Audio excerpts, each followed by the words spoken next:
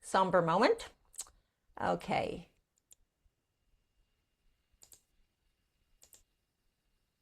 I'm just going to get my presentation up.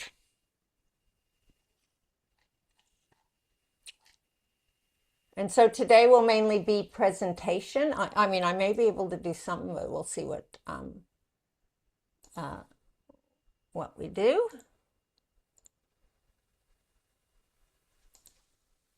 Okay, so again, make sure you're on speaker view, so whoever's speaking will be largest on you.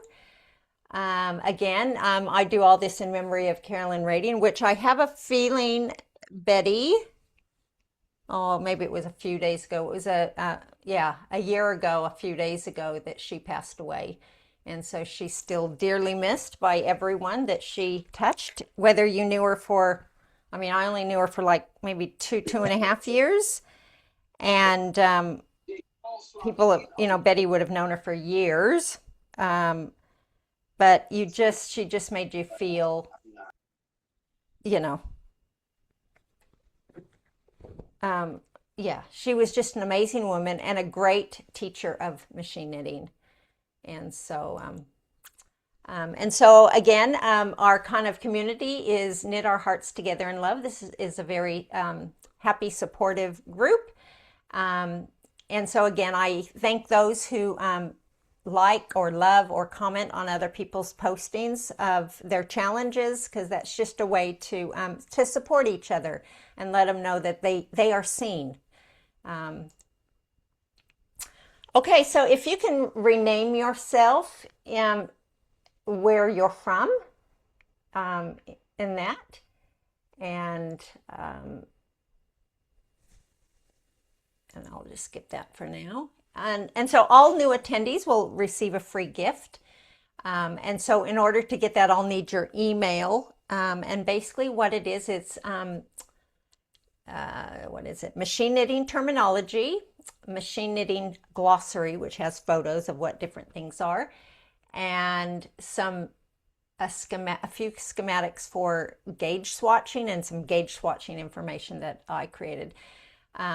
And so if you're interested in those, PM me, PM your email address to me, or put it down in the chat. So that's just generally designed for real beginners. Also, Machine Knitting Central, if you haven't checked that out, check that new site out. Lots of good stuff on there. And they are, I think, in the way of doing their documentary. I'm pretty sure that she's the one that's doing the documentary, because I was in a workshop with Diana Sullivan. Betty and I are part of the San Diego Guild, and she was the presenter this last month at the monthly meeting, and she had been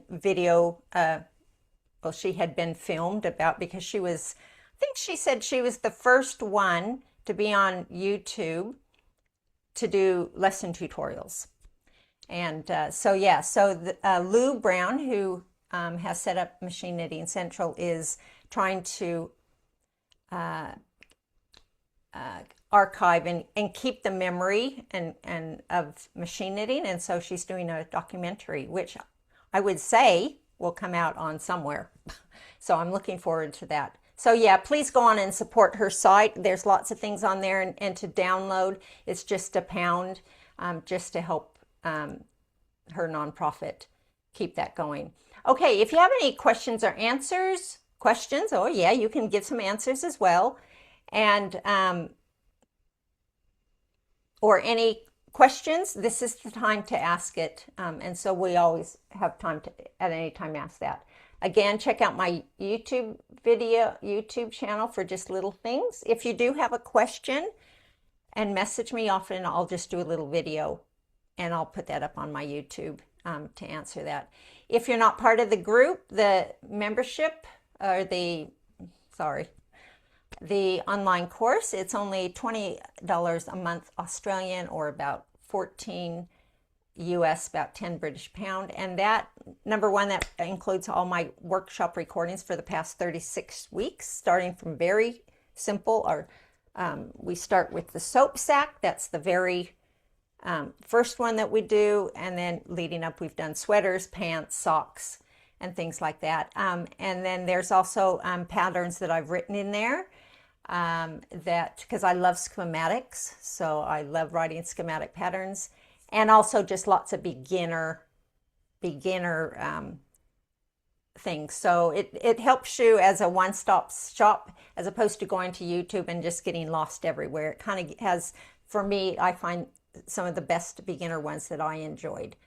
Are these, you're talking about, this is a Facebook group, or you're talking about this is a YouTube channel? I'm confused. Yes. Okay. So yes, I have a different. So I have my Facebook group is just that's just promoting the workshops as well as the online course. The online course is actually an online course on a website that has all the recordings, has patterns. You can preview the course. And so, like it says there, you can go on and there's information in the summary and challenge post that comes out the day after these workshops, but you can look in any of the other ones. You'll see this link above to the website, and you can go on. You can actually register, and you'll see the course, all the modules, all the units, and then there's also some free ones, free patterns, which are Carolyn's, as well as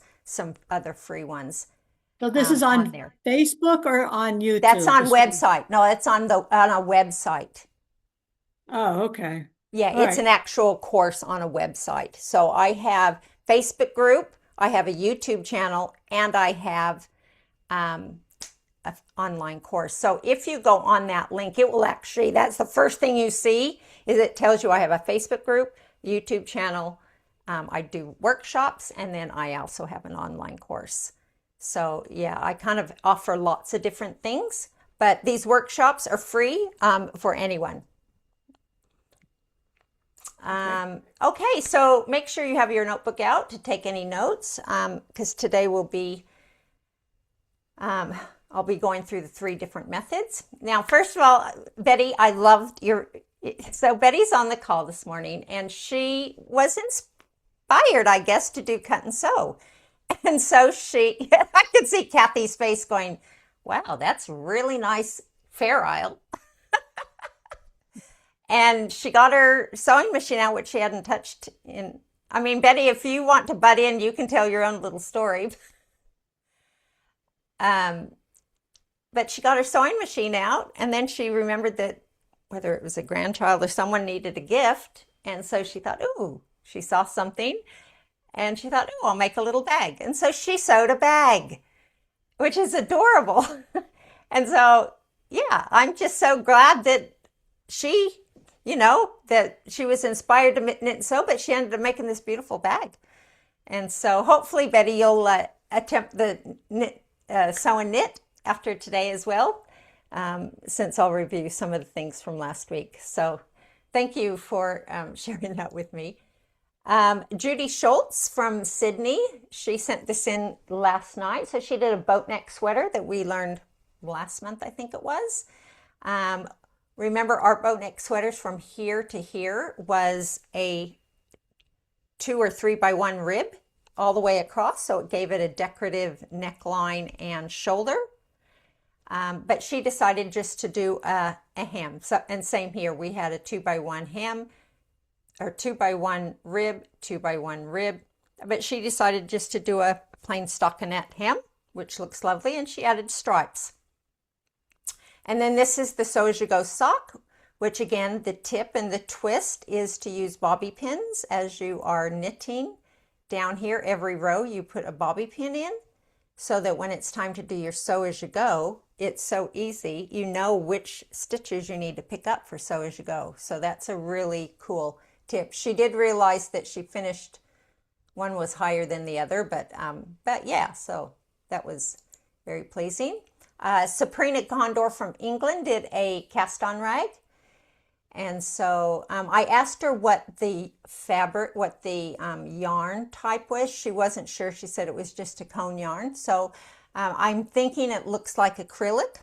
And so when you make a cast on rag, it's best to use cotton just because it keeps its shape a bit better. And with a cast on rag, the reason you use a cast on rag is if you do not have a comb. Now, some people have a fine gauge machine. Fine gauge machines don't even come with combs. And so a cast on rag is perfect for fine gauge machines. So you can see those loops, you're hanging those on the number of needles that you need. Then the important part is then you do 1 row of ravel cord. Then you E-wrap on for your main yarn. Or unless, yeah. And so if you don't do that ravel cord, then you end up having to cut it off, and that's it. You can't reuse it. And that's what I did the first time. I made this thing. I was so excited, and I had to cut it off because I forgot that ravel cord row, which you pull and it drops it off. So, yeah, so cotton is a good one for that, and you can do a long one, but you only need to hang as many needles as you're using. So that's a really good reusable method.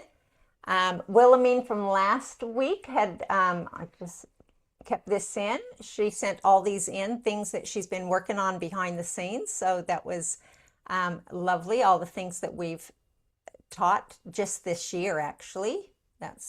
We started with your top-down raglan sweater, top-down cardigan sweater, sew as you go socks. Then we did the boat neck, and we've done pants, baby pants, as well as 2-panel and 4-panel pants for adults.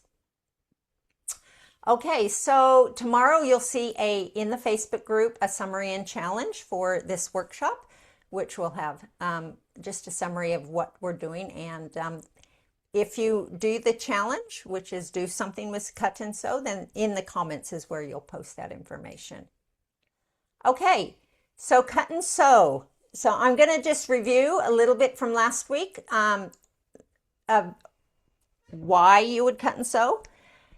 Your traditional way of doing necklines, and we're mainly talking about necklines, is to full-fashioned shaping, okay? And so this is just a little square neckline, and so if you were to do that full-fashioned, you do it in 3 sections. Like I talk about my triplet analogy, we spend time with this triplet, one-on-one time here, then we spend time with this one while these words are all in hold or bound off, and then we go to the third one, okay? And so it's done in sections, and that involves shaping, increasing, decreasing, and so that's your traditional way of doing it. But with cut and sew, you still need to have a gauge swatch to know how many stitches to cast on for your width of your sweater. And also you'll need to calculate how many rows it is from your hem up to your shoulder, so you know how many rows to do. But then you don't have to worry about doing any shaping. You're just doing a rectangle, because then you're going to actually mark and cut and sew the neckline out and insert one. So it's great for, I'll just go then. So basically, what do you need? A sewing machine. I personally, after last week, and I've been doing it since then, sewing machine I find is the safest option. You can use an overlocker because it cuts and sews at the same time. If you're familiar with using your overlocker and you're friends with it, then go for it. Mine, because I rarely use it like Betty, yeah, it just jammed up at one point, and they're not easy to rethread as a sewing machine. Plus, a sewing machine, I find you can take it a bit slower, and yeah, I felt a lot more in control when I was doing it with the sewing machine. Or you can hand stitch it as well if you need to, which we'll talk about later. It says thread close to the garment color. Personally, I don't care. I want it to be a bit contrast because I want to see it, and you're not going to see it anyway because it's going to be hidden inside your neckband.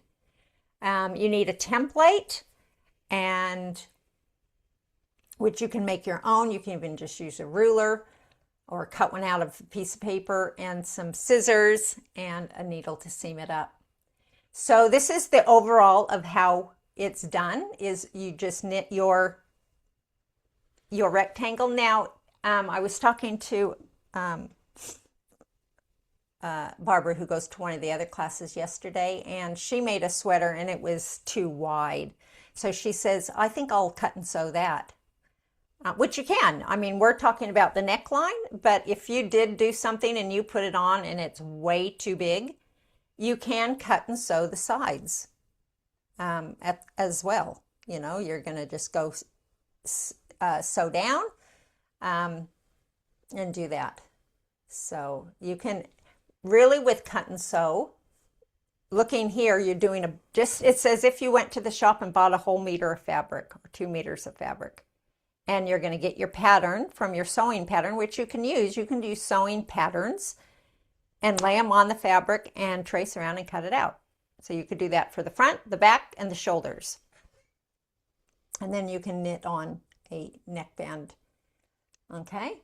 But if you're making a sweater, you're going to want to start and do your ribbing or your hem, whatever your chosen one that you want to do. So once you've just knitted the yarn, now with us, when you try it for the first time, this is what I recommend you doing, is just do a trial one. Don't go straight on in to a full-fledged sweater. Just do a trial one. So this is just a picture of how I did it. And I actually, yeah, I have that here. Just to save you time, that's 40 rows down the bottom. So I just E-wrap cast on 40 rows, 20 rows of waste yarn, 40 rows, and then another 15 or so rows. And then what I did is just to save me from making 2 separate pieces, I just did it all in one. And then I cut in the middle of this waste yarn. So then I had a front and a back.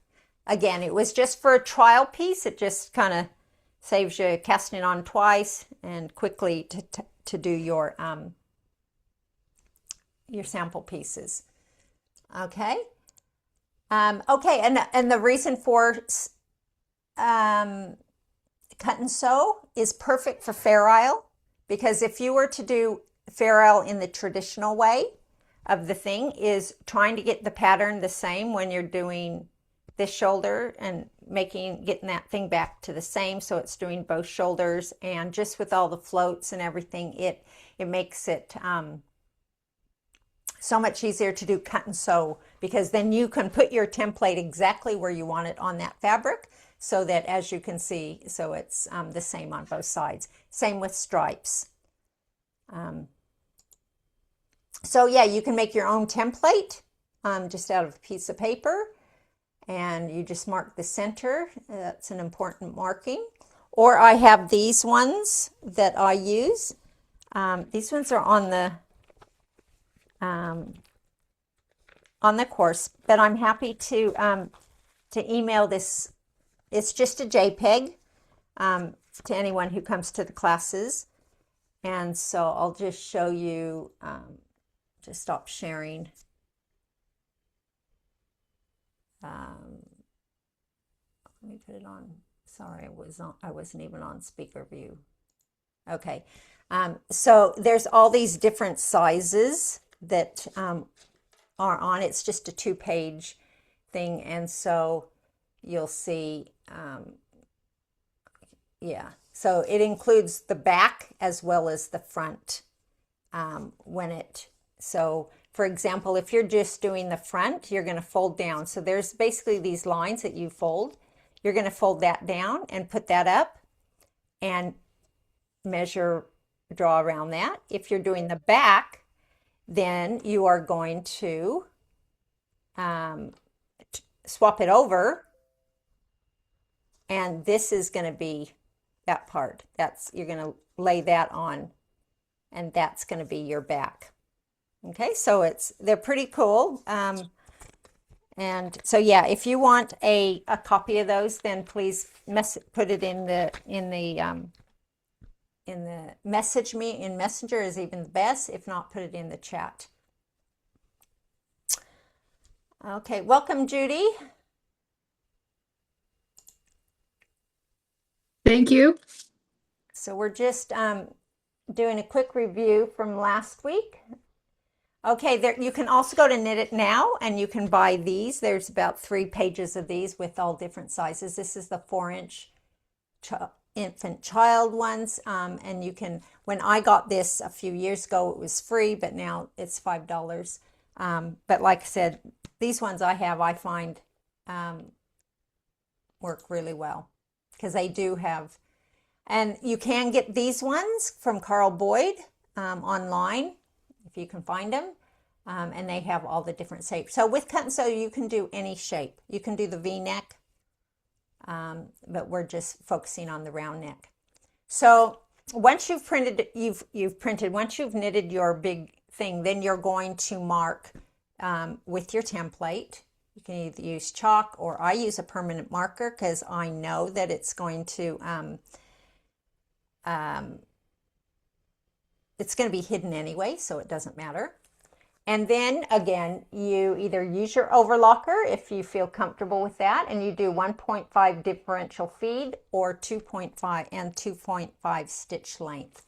And so, but just make sure, because with the overlocker, you're cutting at the same time. So please try not to make a detour. But with both this and the sewing machine, always test on, always test on a little swatch first, just to make sure that it's working okay.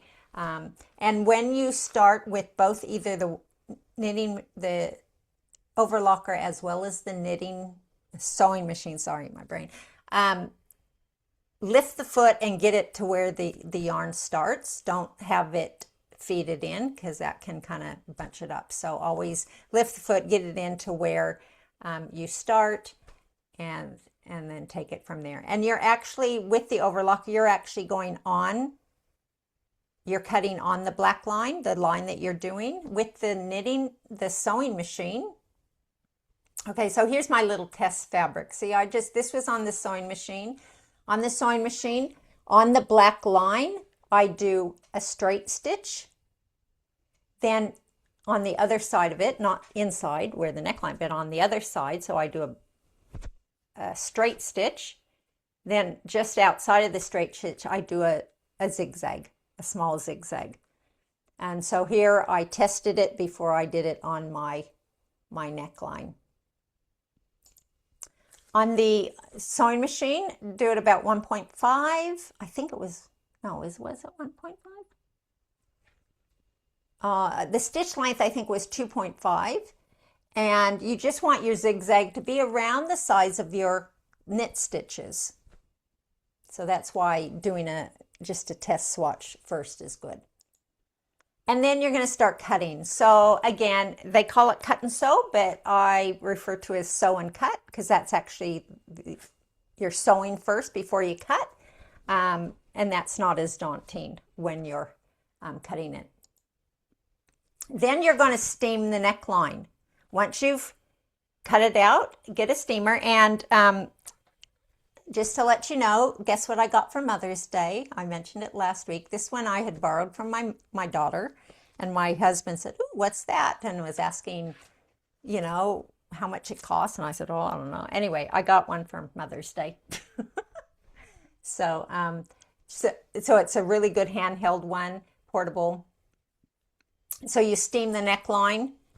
Or anytime you need to block your sweaters, it's really pretty. Yeah, it works really well. Very handy. Is there an alternative if you don't have a steamer? Yeah, just iron. But you're not putting the iron on. You're turning it on the steam mode. So that steam, and like usually there's a button that will push out some steam. Yeah, you just get it, not too far from your fabric. And just push steam on it.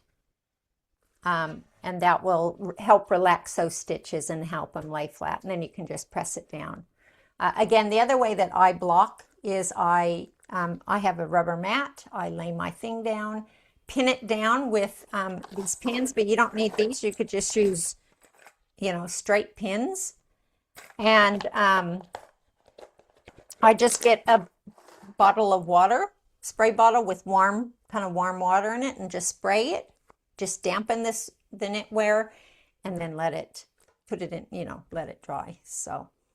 But after you steam the neckline, you need to knit one shoulder together.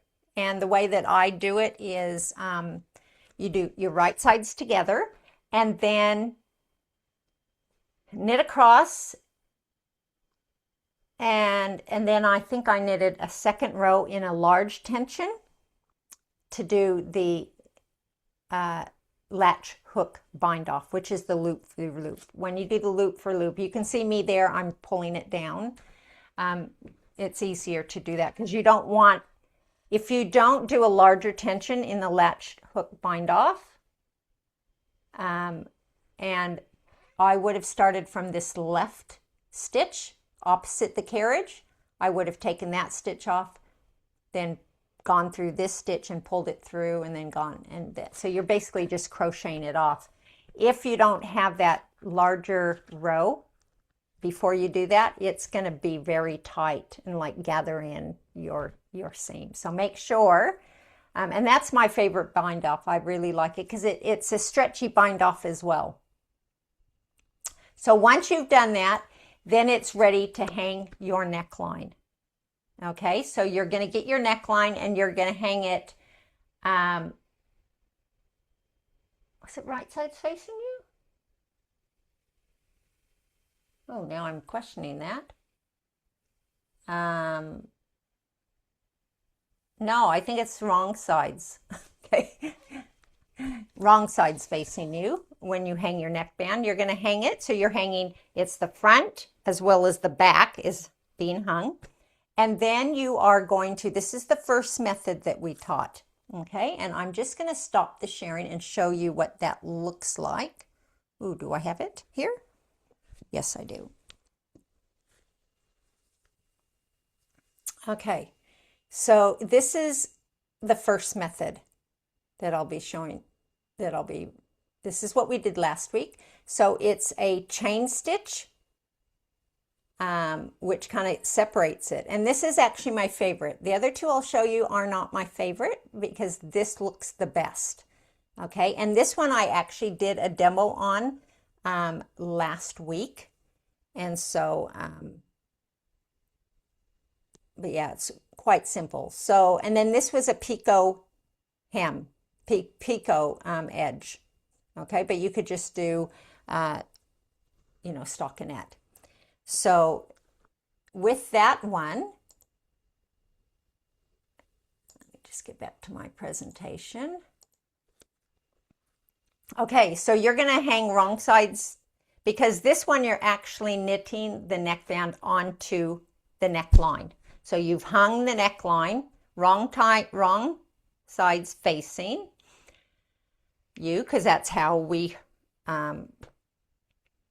maybe it's wrong. Oh, now I'm double guessing myself, because it's wrong sides. Yeah, I think it's wrong side. And then behind it, you're going to pull your hung neckline just forward a bit.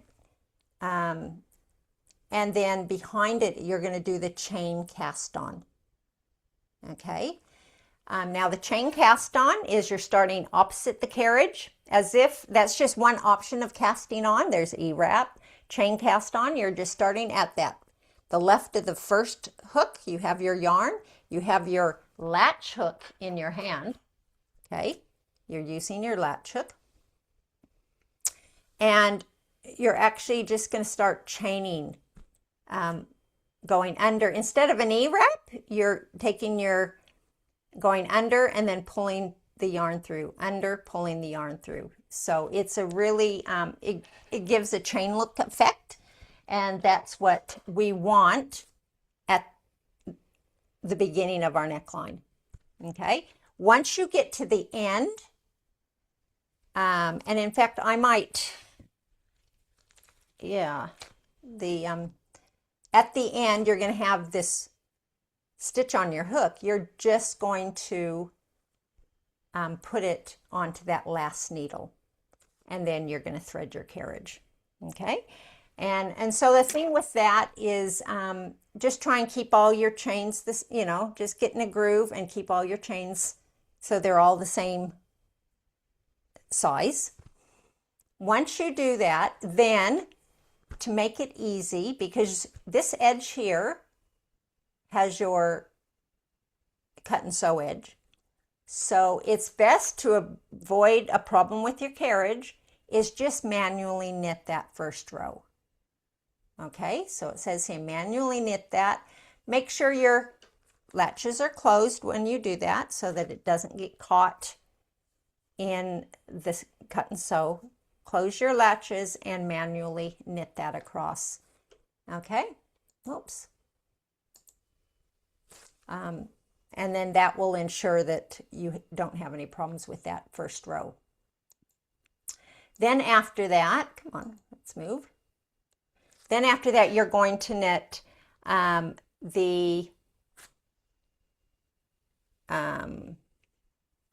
however number of rows that you want for your neckband. Okay, so it is like a mock neckband. You're going to fold it over. So if you want 10, you want to see 10 depth, you're going to do 20. And so if you're going to do a picot hem, of course, once you get to the middle row, you're going to transfer every other needle like you see me doing here. Transfer every other needle, then bring all the needles back and work. So it basically creates eyelets across, and then that will help you when you fold it, it will be a picot hem. So yeah, so when you do your hem there, your neckband, it's however you want to do it. Here I did stockinette, but you can do 1 by 1, you can do 2 by 1. If you wanted to, even if you know how to use your ribber, you could use your ribber. And what I guess I would probably do, the ribber, you would attach it, hang your neckline to your main bed, do a row or two, and then transfer the needles down to every other needle or whatever your pattern is to the ribber, and then knit from there. So it's lots of options of how to do that. Okay, once you have sewn that and you scrap it off, okay, so you waste yarn off. So you can see here, that's my waste yarn. And then you're going to fold it over and sew it down. So maybe it was, yeah, you're going to fold it down, and it's going to be really easy because you see the stitch here in your waste yarn. And then down below, you have the back stitch, horizontal stitch of your chain. So it's now for this, it was a different color, so it was really easy to see. But you will see this horizontal stitch on the back, and that's what you're going into. So you're going from tacking that down to the back of your chain stitch. So it's quite easy to see. Okay, and so then you will have this first type. Now, this is the time to ask any questions about this neckline. Again, this is, I find, the easiest, the best for a very beginner. And because you're just, when you're hanging the neckband line on the machine, just make sure that you pull it a little bit of a, not tight, a little bit of a stretch. Not a tight stretch, just a little bit. You don't, in other words, you don't want it to be loose on your machine. You just want it, as I use the word taut, you just want it kind of taut so that it's straight across.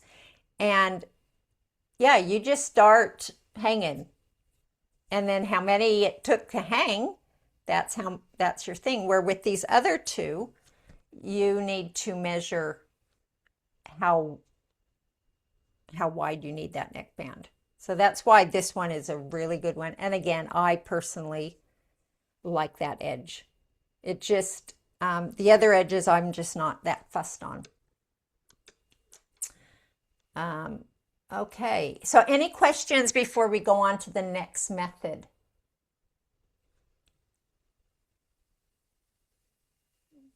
Okay. And yes, last week you also mentioned, which I forgot to do, it was the decreasing of the tension as you made the. Oh, yes. Thank you for that. Yes, I'll explain that. Yes, I'll explain that on this one. Okay, this is one I made last week. Okay, that's the one that was in the video. And so here's my one shoulder. So that, let me just fold it. So there it is. And then, yeah, now I'm thinking, yep, that's right. So it is wrong sides. You do hang it wrong side, not right side, because when you pull this down, then it's right side to right side. Okay, so that's that. So yes, what Kathy was saying is when you do your neckband, and this is for, any type of neckband you do, we always do it in a smaller tension than your main body. So say if this was 5, I'm going to do that in 4. I might even do it in 3. And that's why it's really good to do a swatch on. We tend to always do a swatch on our stockinette to know the rows and things, but we tend to forget to maybe do a swatch on our neckband. And especially for a neckband, I would do a little swatch just so you can see how it looks. So Kathy, oh, did I not put those on? I thought I put those on. She did a neckband and it was a bit, the tension, she forgot to lower the tension. And so you really do need to lower the tension so it kind of pulls in a bit. But another thing to do is say if you started on 3, then if it's not a big neckband, then every row you decrease by 1 dot.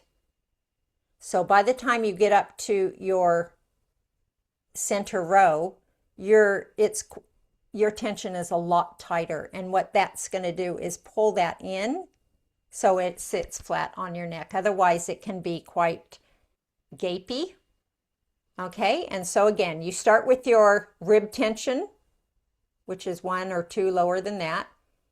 As you go up each row, you're decreasing 1 dot dial on your machine. So you're going lower, the lower number. Once you get to the center one, you're going to be at quite a low tension. Then you're going to just reverse that on the going down. You're going to then increase a dot until you get down to the end. And that just makes it sit a bit nicer. So thank you for reminding me about that, Kathy, because that's a really good tip. Okay, so that was the first one. Now the second one is, I call the integrated one, where you're going to knit your neckband separately. Okay, so you do all the same things that you do with marking it with your template and cutting it out and steaming it, and then it changes for this style one. And so what you do is you hang, yeah, so that's all the same. Let me just go to the next one. Okay, so you do your cut and sew. You join one shoulder. Okay, and the reason we join one shoulder is so that you only have one seam in your neckband, one side seam. Okay, so that's why you're going to, knit all the way around, and you're just going to have to join. And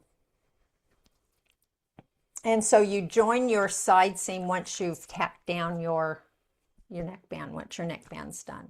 So you mark it, and then you sew that first one. So there's a thing of marking. And then as you can see there, he's starting to sew once he gets to he lifted the foot and started to where he started. And he's just going to, with the overlocker, you're going actually right on. The knife should be on that line. Sewing machine, straight stitch on the line, and then zigzag to this side of it, not the inside. Okay, and so then that's what it looks like on the overlocker, or yeah, that's the overlocker. You do it on the right side of the fabric, not the wrong, especially when you're doing Fair Isle. On the wrong, there's lots of floats, and it could get caught with your foot of your machine, so always do the right side. And as you could see he could, and that's why when you're knitting your panel, your rectangle panel, try and remember to mark the center towards the top where you're going to be doing your neckline. Where it is, I would mark, the 2 needles either side of 0, so you know where the center is. So when you put your template on, you can match up that center of the template with the center. If you forget, which I forgot a lot, you can just fold your fabric and make a mark at the center stitch. Okay, and then once you've done this one, you're just we need to find out, because you're doing the neckband separately, you need to know how wide to do it. So what you do is you gently attach the neckband on your gate pegs. Okay, if you don't have gate pegs, then you can just kind of use the needles, but you're just gently, again, making it taut and putting it around and seeing how many needles, because that's going to be how many needles you're going to knit your neckband. Okay, so gently steam it first before you do that, and find out the number of needles. And because they're on the gate peg, it's really easy to take off. So you will then knit the neckband. So with the neckband,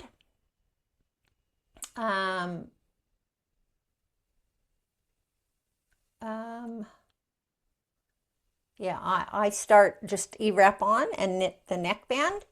Again, you can use that graduating to the middle row, and then going further out, going back for the last ones, and then finish off with waste yarn. So you just have these 2 ends, and again, you can knit that neckband in whatever configuration you want. Okay, then it's time to put the neckline to the neckband. Okay, so right side of the neckline is facing you, because when we put the neckband on, the right side is going to be facing that. So you're going to see the wrong side of the neckband, but when you first initially put on the neckline, you're going to see the right side facing. And as you can see here, you are hanging it just the stitch under your cut and sew. Okay, just make sure that it's kind of just even. You don't want to get anywhere in there. You want to get right below it. And so you can either use a transfer tool to put in your fabric and then put it on, or another way is you just hold your fabric up there taut and you use your needle butts to press through where you need it to go. So those 2 different methods you could try. Okay. Now, if you have any questions, please stop. This is a really good review, and there is a video that you can watch to see this live. Okay, let's go to the next one. Okay, so here is hanging the neckband. So this is, again, I'm seeing the wrong side of the neckband, because you can tell, because down here is the waste yarn. Okay, and this was done on a ribber, and so you hang it. Now, when you hang it, you're hanging it just inside the hook. Do not push it back. Your main neckline one, the orange one, is pushed all the way back against the machine. But this one, you're just hanging it on the hook. So it's in front of the latch. It's just sitting there. Okay, that's really important for this next method of how to attach it. Okay, so you're going to hang that again. Make sure that that's taut. Once you hang that, then you're going to push it back or manually knit it through in 2 stages. Okay, it's important you do it in 2 stages. The first stage is first of all, you're going to make sure when you put it in the hook, you're going to close the latch. Okay, so let me just come over to my machine just to show you this. Okay. Okay, so when you hang it on, you're first going to get, and if you have an old, a credit card that you use, open all your latches. Okay, and you're going to hang it just onto the hook. That's where you're going to hang your neck band. Once you've hung it, then you're going to get your thing and close all the latches. Okay? So that's vital for what you're doing here. You want all the latches closed. When the latches are closed, then you are going to get your needle pusher and a little section at a time. Okay? So maybe 5 needles at a time. You're going to press it, push it back to about C position. Okay, and then you're going to do the next ones to C position. Watching that these latches are always stay closed because they may want to flip up. And we don't want them to flip up because they'll get caught in your cut and sew, which we don't want. So once you get them all to this position, then boldly and deliberately, still do about 5 at a time, you press that through. Again, make sure all these latches are closed and press it through, and that will pull that neckband through the neckline. Okay. So that's what that first stage is make sure they're closed and just push it to C position. And then once they're all done, then deliberately and boldly push them so they get back. If you find it's a bit hard, you can just do 1 at a time. It's quite easy if you just use your needle butt and pull 1 back at a time. Okay. So then it's time. We want to bring all the needles out to D position. 1, to make it easy for the carriage to do. So in order to do that, you're going to need to use your fingers to press down, because on this side you'll have the neckband, plus you'll have the cut and sew, which is right in here behind it. You need to press those down so that when you press that needle forward, it comes forward easily and does not get caught on your cut and sew. So again, anytime you're using needles and your cut and sew edge, you want to make sure that your needle or your latch on your needle does not get caught in there. So you're going to push all those down, bring all those needles forward, and then you are going to hang the neckband. Okay, so you're going to pick up with your tool, you're going to pick up that starting from one end, and you're going to hang that onto the machine.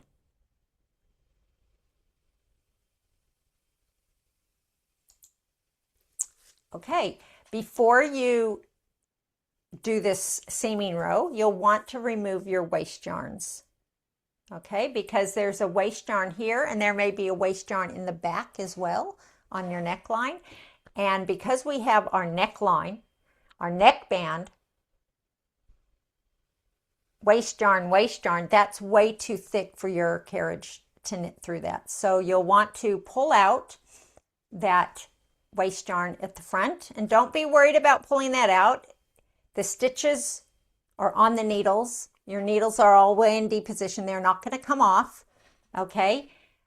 You're going to pull off that waste yarn plus the one in the back. So then you ended up with just your neckline and your neckband width, thickness to knit across. Then you are going to turn your machine again for a latch hook bind off. You're going to turn your machine to the largest 10 and you're going to knit 2 rows. Now you can knit just one. Sometimes people just knit one, but 2 rows just gives you, gives you a bit more ease there when you're doing your latch tool bind off. So you'll knit the 2 rows, then opposite the carriage is where you start to latch hook bind off. Now, when you do this latch hook bind off, remember, and if you use the, like I said, if this becomes your favorite one, you remember before you start latch hooking it off, bring all the needles to D position, okay, which, and then push them back, which then push them back to like C position, because that starts to close the latches, because you want the latches closed, okay?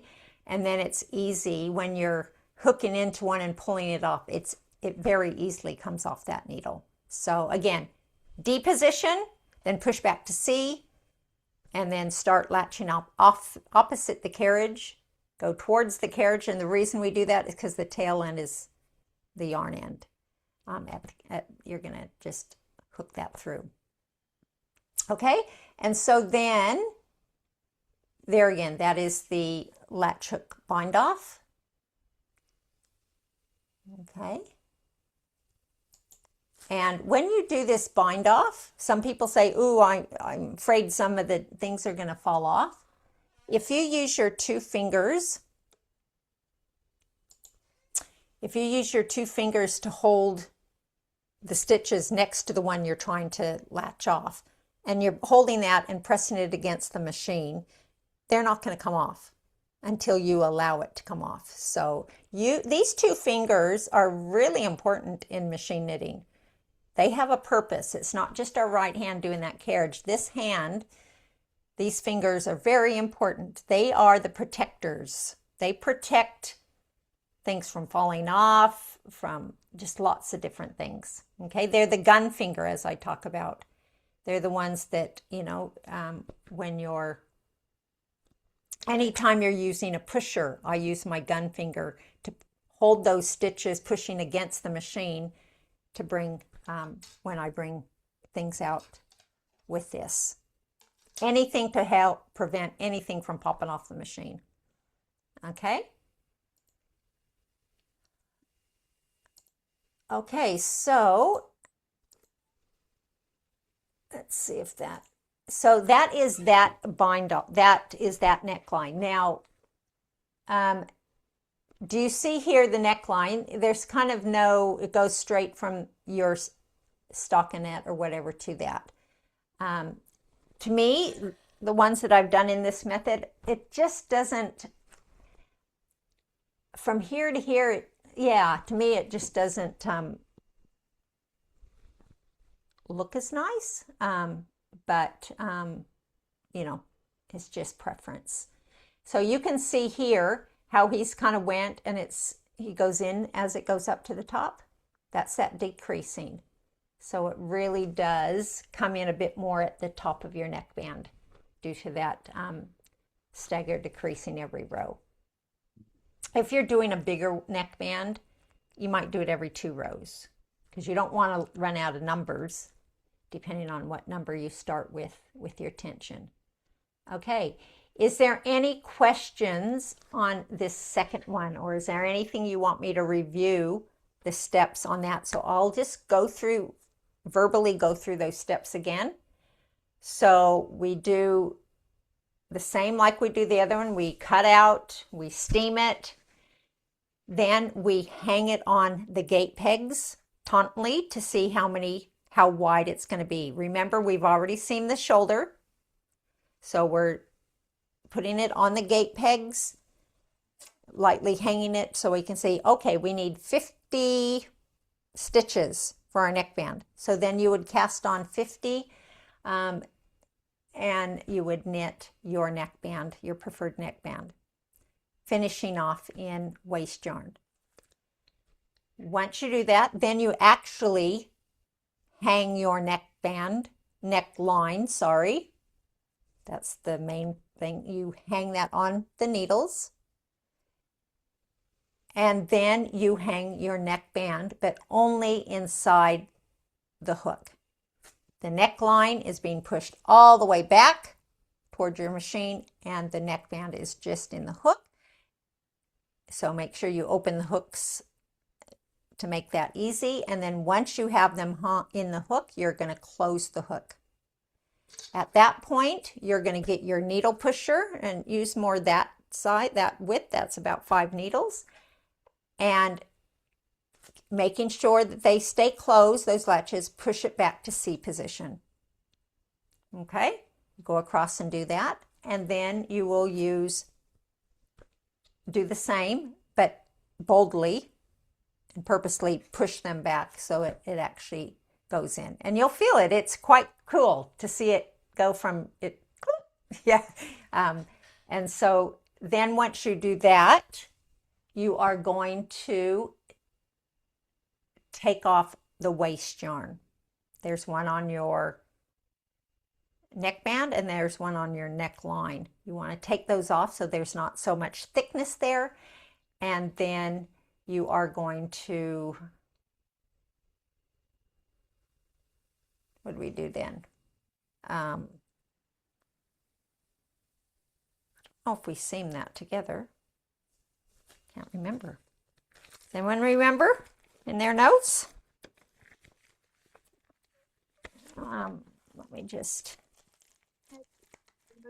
Band and then stitch it together. So we did stitch it. Oh, we manually stitched it together. Yes, I think we manually stitched that to get that row. Once we pushed these all back, then we manually did that one row. Then after that one row, thank you, Kathy, and then we hung, you'll see the waste yarn, you'll know where the first row is. Then we hung our neckband. Then at that point, we turned our machine to 10, to the largest number, and we did knit 2 rows in preparation for the latch hook loop by loop bind off. And then opposite the carriage, again, we're going to, before you do that, you're going to bring all the needles forward that have stitches on them. And then you push it back. So just so the latch is in line with the gate peg. So it's basically C position. Okay. And then, oh, let me just turn that a little bit. Okay. And then you start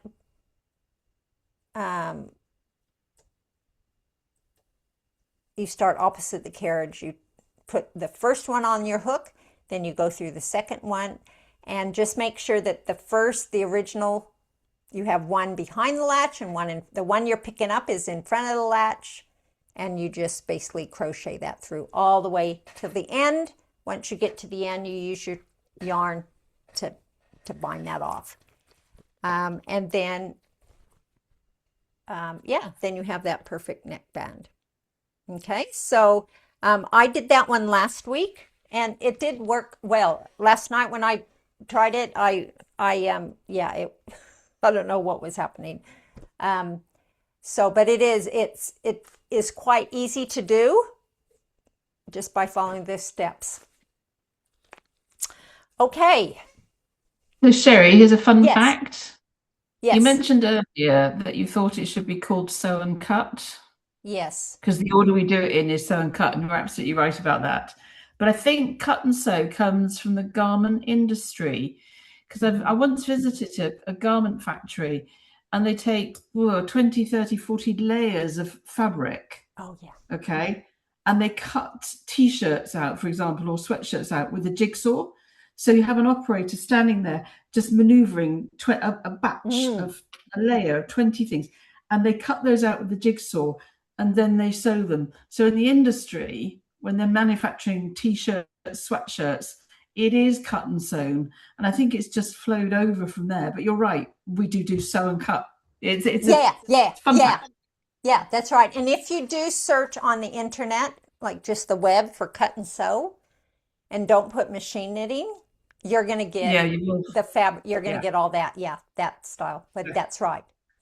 Yep. No, a long, And long so time we ago, I can make worked. ourselves a little bit different because we are different. We have We our are. own little ways, and yes, we do it. We're backwards. We definitely want No. to. We definitely want to No, we've sew changed the first before we process. cut. We've changed. Yes, exactly. We swap it around. So thank you for that. Yeah. That's good. Yeah, just fun fact. Now just seeing if there's any. There is. Okay, thank you for putting those things in the. So if you are a course member, the templates are actually in the course. They are in module 38 and whatever one says cut and sew. Again, if you're a course member, that's has the patterns, but anything that I teach that's a basic technique, I actually have as a basic technique in the earlier modules. So there is one under necklines. There's a module called necklines, and in that module, one of the units, I mean, there's picot hem, there's, the different ones, is cut and sew. And so that has a few different things as well in there that you can look at. So, but yes, those who want those templates, it is just a JPEG now, just to let you know that, it will have a measurement that's not exactly right, just the way it printed on my computer and stuff. So I find I just use that biggest one, that's like an adult size, and what I did on my samples was the smallest one when I was practicing. Okay, on to the third method, which, yeah, it wasn't the easiest, but I just want to let you know, just especially if you do not have a sewing machine or a overlocker, that there is another way that you can do it. It might take a bit of practice. So I'm saying for, well, when I say for a beginner, it doesn't have to do with the knitting machine. It has to do with your kind of hand skills. Okay, and so it's like this. As you can see, it's going to have this kind of a horizontal stitch that's going to go across it, which when I did mine, where is it?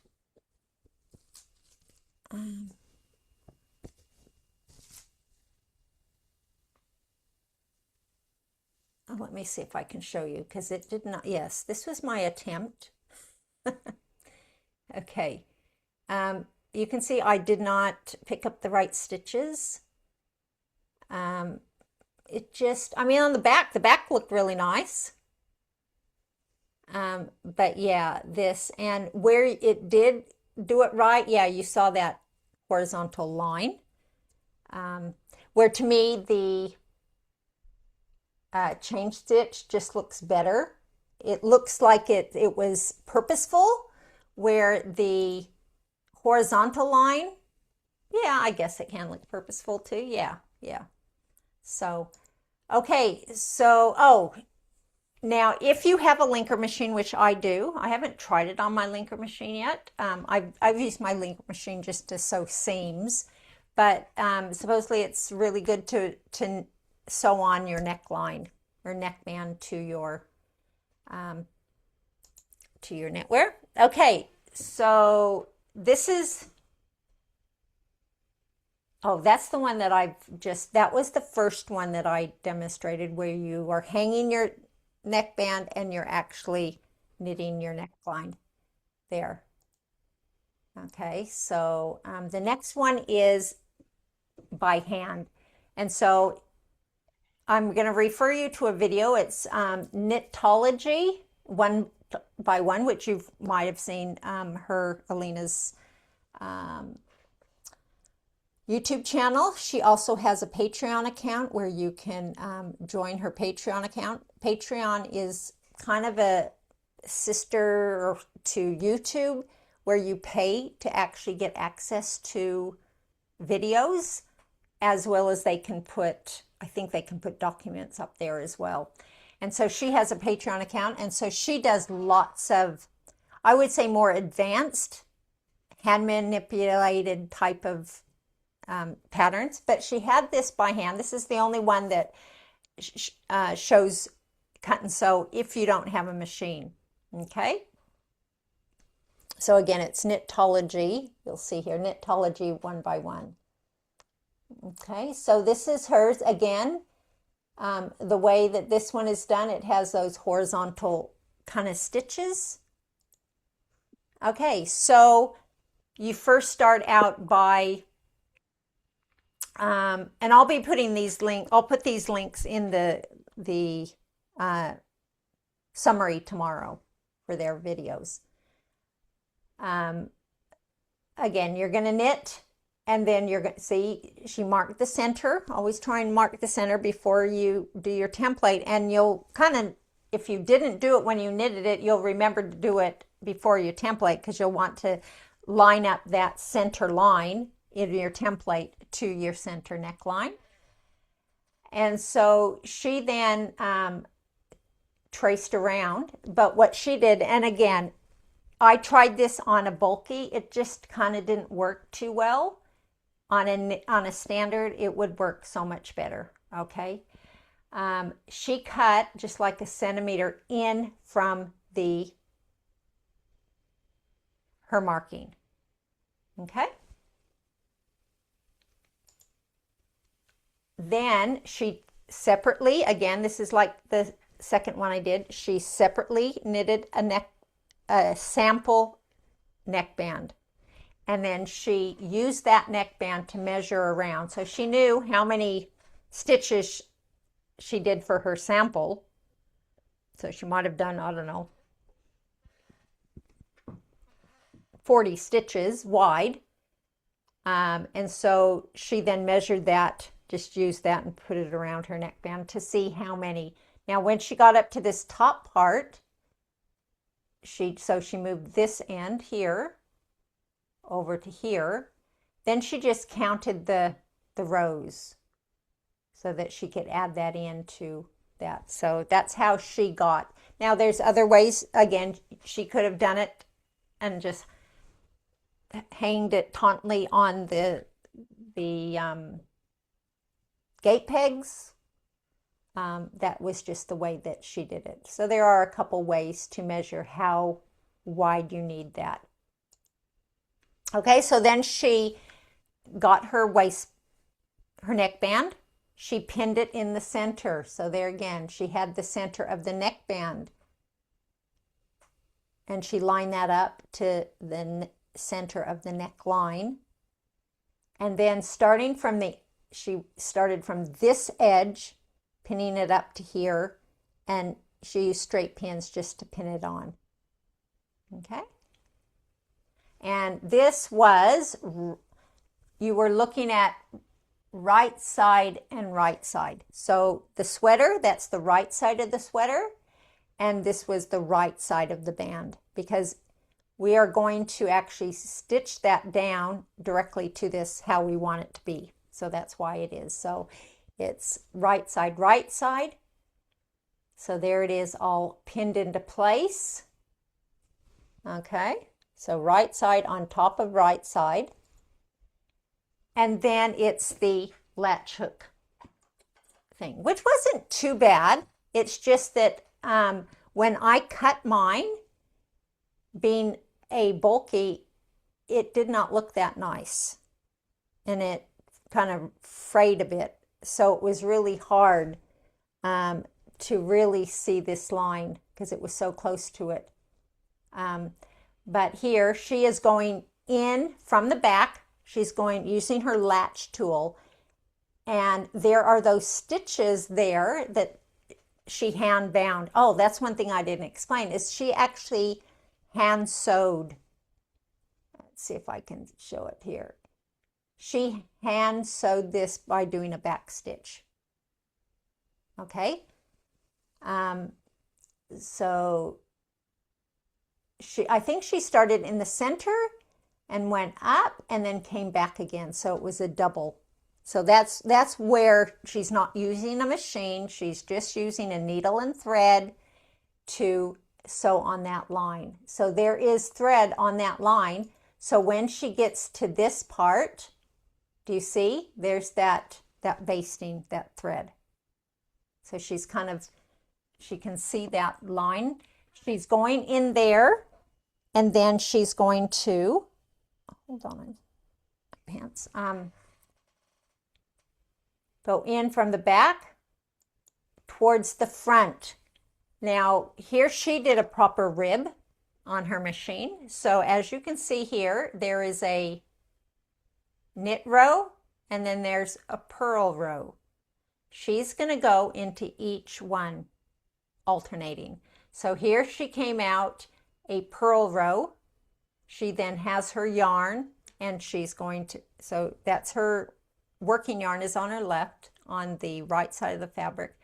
She's just going to pull that through, and then she's going to repeat, go back into the next, come out the next stitch, the knit stitch, and pull it through, and that. So it is more time consuming, and you go in the first stitch after your waste yarn, and that's what I must have not done that, because I had a lot of unsewn stitches.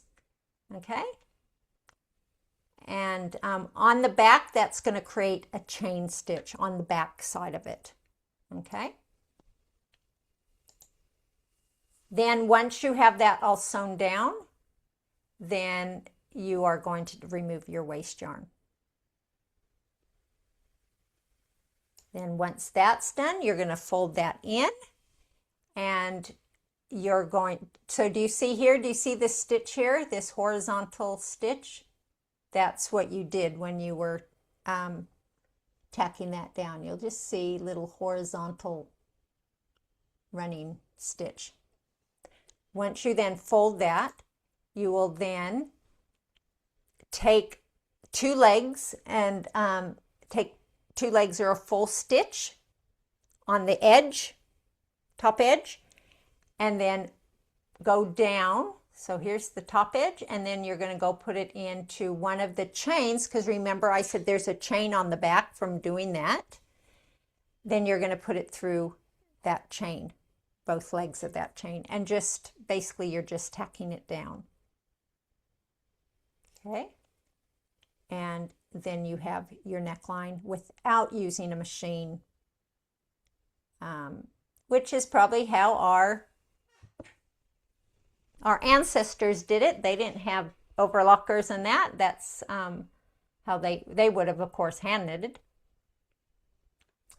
And so then you have your finished neckband. So there again, there's three ways. There's the continuous, which is you're hanging your neckband and knitting from, or Sarah, hanging your neckline and then knitting your neckband onto it. Or knitting the next two, or you're knitting your neckband separate. The first one is you are you're hanging and knitting it together on the machine, your two neckline and neckband, where with the hand one you're doing that by hand and with your latch tool. Okay, so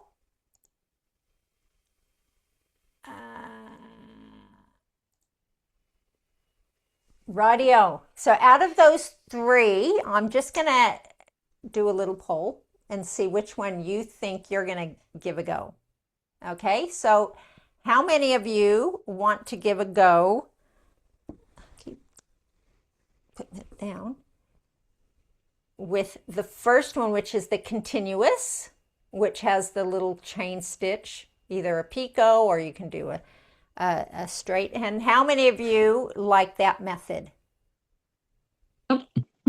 Yeah, it's my favorite. It's the easiest, and especially when you are trying a new technique, you want to take the easiest one first. So that one looks really well. Who's going to give the second one a go?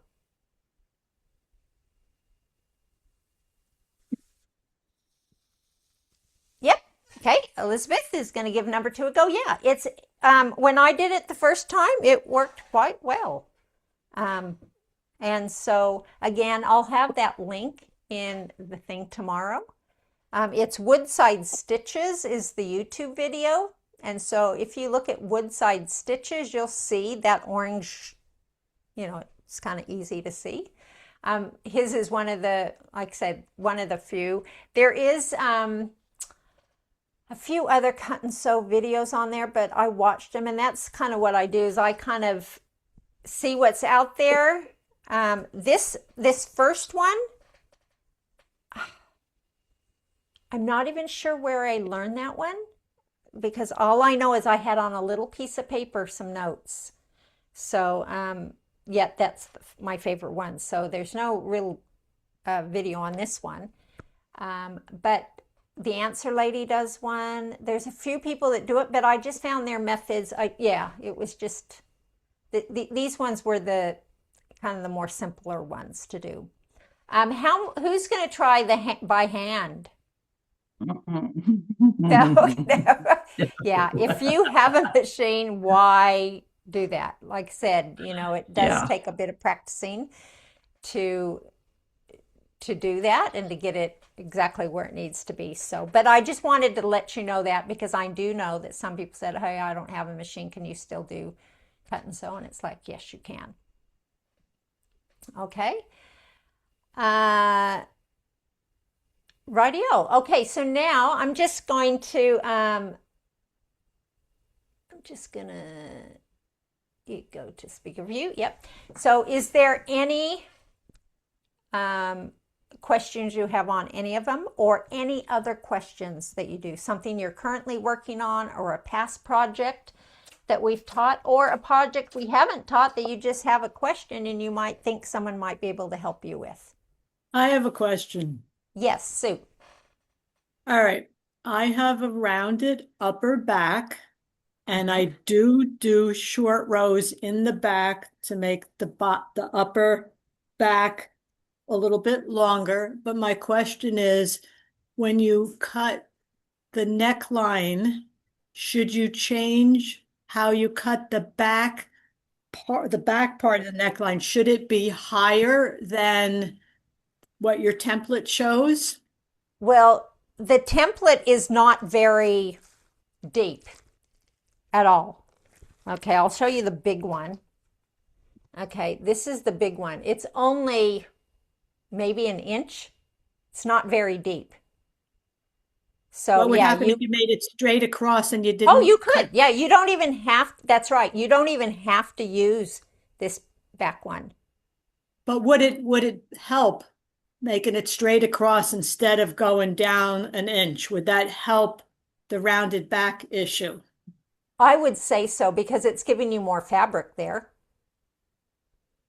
Just like your short rows, which is a great idea. And that's how when we did our pants, we did short rows below the waistband to give you a bit more room in that area. And so that's the same concept with the sweater. And so, yes, to get more room, you would want, just like with our pants, you want the back to be higher than the front, because we have more assets in the back that we need to. That depends. That depends same with on you. If you have rounded, because I have a daughter who had scoliosis, and I mean, I have a bit myself, and so she had a really round back before her surgery. And yes, so it's having the higher neckline in the back would just help with that. Okay, thank you. Yeah, yeah. You're welcome. Any other questions or comments that could help Sue?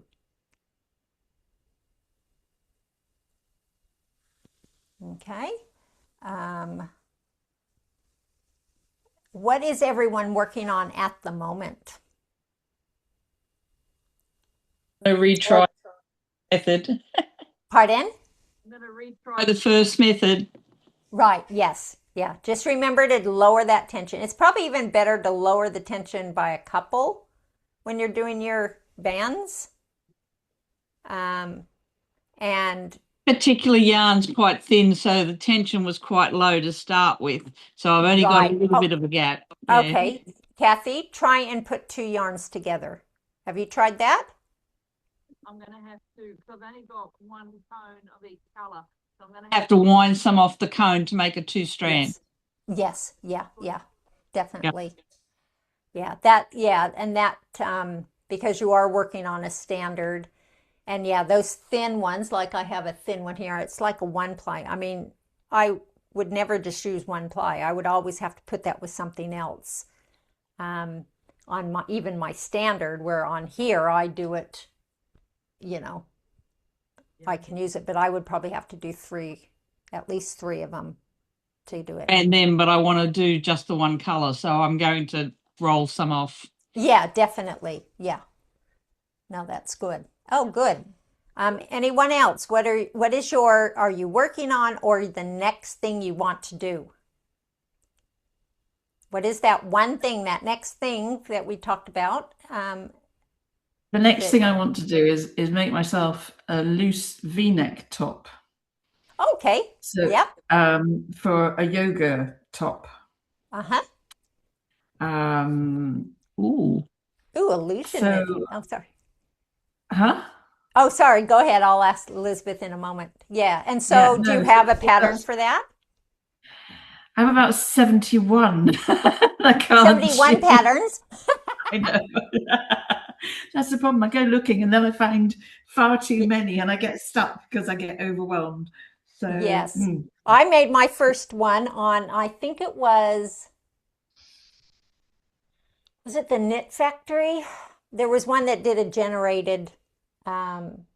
pattern generation. So you just put in your gauge, you put in your measurements, and it spit out a pattern. And that fit quite nicely. And that was just a very free-flowing neck. yeah. You just have to be careful with your neck. V-necks is make sure you know how deep you want it, Yeah. because they can get quite low where it's more like a cleavage thing. That's okay because I'll have a top beneath it for yoga. Oh, so okay, that's fine. perfect. Oh, Yeah. okay. So it doesn't really matter if it's loose and floppy. Yes. That was my idea. It can just, move around with me is the idea, Yeah. but not worry about too much because I'll have a t-shirt. Yeah. Yeah. So Oh, that sounds good. that's Lovely. yes. And See how I get on with that. Elizabeth said she was going to do illusion knitting, which I'm trying to think, what's illusion knitting? But I have seen Ooh, yeah. blankets that it has an illusion like it's going down into a tunnel or something. Is that what you're talking about, Elizabeth? Or if not, please enlighten us. If you have sound. When you hold the fabric like horizontal and you look at it, you can see something in it, like you could see a heart or you can see something in it, if that's what I think she's talking about. Okay, she says sometimes you see stripes. And and sometimes you see a picture. Okay, and this is on a knitted panel. Okay, that's maybe what our curiosity, we can all search what illusion knitting is. And now, is that on the machine or is that hand knitting? Sorry, I'm just asking her, and she must not have audio. I've done it by hand. I've never done it on the machine. That would be interesting. Right, okay. So it's not kind of like mosaic or anything like that? No, it's not Okay. mosaic, I don't think. Okay. No. So she says it's normally by hand, but machine works. Okay. Well, I'm going to check that out because that sounds really interesting. When I started crocheting about 4 years ago, when I started my yarning journey, I started with mosaic knitting. Mosaic crocheting. I followed the lady in Iceland. And yeah, I loved it. And you can actually do it on the machine. You can do mosaic on the machine as well. There was a class that our guild did last year, but I try not to get too involved in really advanced stuff at the moment, just because my head is in beginner basic stuff to prepare for the workshop. So I try and my time will come if I even desire to do that. But for right now, I'm enjoying really being grounded in the basic techniques. And in order, it's one thing to do it, it's another thing to teach it. And so it's been really good for me to really understand these techniques in order to, because everything, all patterns are just basic techniques in different orders. So it's really important. Okay, so that is all for today. Today was a short one, which will be good. It will give me a bit of more time to decide what I'm going to be doing in regards to my father. So I'll keep you posted what will happen if there's a class next week or not. If I am going, yeah, we'll just have to see what happens. At this class, if I'm there, I could probably do a class, which would probably be good for me to get my head, kind of get a break from whatever. And so this one I may be able to continue, but I definitely will take a week or so off once I get there, and depending on how long I'm there. Pardon? Concentrate on family. Yeah. But when I'm there, it's just, I mean, my mom, she's not very mobile. And so we just kind of sit there and stare out the window. She has a beautiful big window and it's a really nice view. She has these mountains. It's lovely. But I do still have to keep my mind busy, and she does too. And so that's why I have machines over there as well, so that I can knit. And she enjoys seeing me do that. She goes, "Oh, what are you making today?" And it just kind of gives me, otherwise I would go stir crazy, because there's a lot of hours in a day to kind of occupy myself. So anyway, thank you so much for coming. Thank you for being patient. Thank you, Elsa, for coming.